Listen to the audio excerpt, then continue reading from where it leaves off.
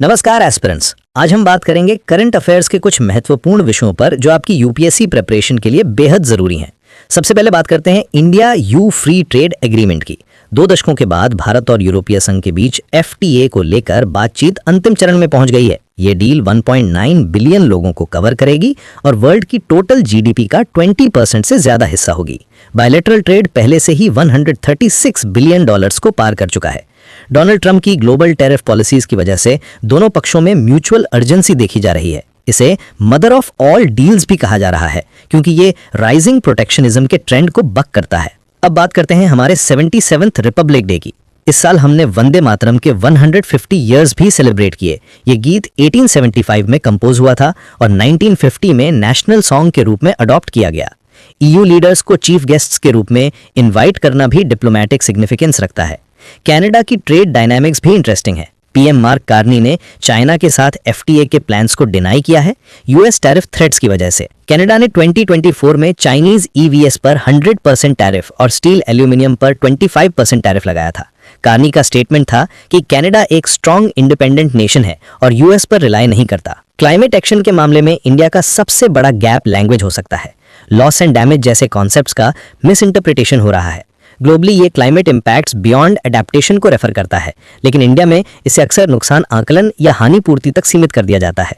Demographic transition की बात करें तो इंडिया में अनइवन पैटर्न देखने को मिल रहा है। केरला और तमिलनाडु में 2036 तक 20% से ज्यादा एल्डरली पॉपुलेशन होगी। ये एजिंग डिस्प्रपोर्शनेटली विमेन को अफेक्ट करती है क्योंकि वो लॉन्गर लिव करती हैं, लेकिन उनके पास फ्यूअर फाइनेंशियल एसेट्स होते हैं। नॉर्दर्न स्टेट्स अभी भी यूथफुल हैं, जबकि सदर्न स्टेट्स रैपिडली एज कर रहे हैं। साइबर क्राइम के मामले में ग्लोबल गवर्नेंस क्राइसिस दिख रही है। यूएन का नया कन्वेंशन अगेंस्ट साइबर क्राइम दिसंबर 2024 में 72 कंट्रीज ने साइन किया, लेकिन इंडिया, यूएस और जापान जैसी मेजर पावर्स ने नहीं किया। ये साइबर स्पेस में गवर्नेंस की चैलेंजेस को हाईलाइट करता है। चाइना की अंटार्कटिक एम्बिशंस भी नोटवर्दी हैं। वे नया Antarctic activities and environmental protection law propose कर रहे हैं। चाइना का फर्स्ट साइंटिफिक एक्सपेडिशन 1984 में हुआ था और 1985 में वे एंटार्कटिक ट्रीटी के कॉन्सल्टेटिव पार्टी बने थे। अब वे रूल शेपिंग एक्टर बनना चाहते हैं। यूएस का इंटरनेशनल सोलर अलायंस से विड्रॉल भी सिग्निफिकेंट है। हालांकि फाइनेंशियल इंपैक्ट मिनिमल होगा क्योंकि यूएस का कंट्रीब्यूशन केवल $2.1 मिलियन था, जो टोटल फंड्स का 1% था। लेकिन डेवलपिंग कंट्रीज में इन्वेस्टर कॉन्फिडेंस पर असर हो सकता है। साइंटिफिक डिस्कवरीज की बात करें तो लिविंग ऑर्गेनिजम्स एक हीट टैक्स पे करते हैं। Life pays a heat tax to run chemical reactions. Evolution ने इस एनर्जी एक्सपेंडिचर को वर्थवाइल माना है कॉम्प्लेक्स लाइफ मेंटेन करने के लिए।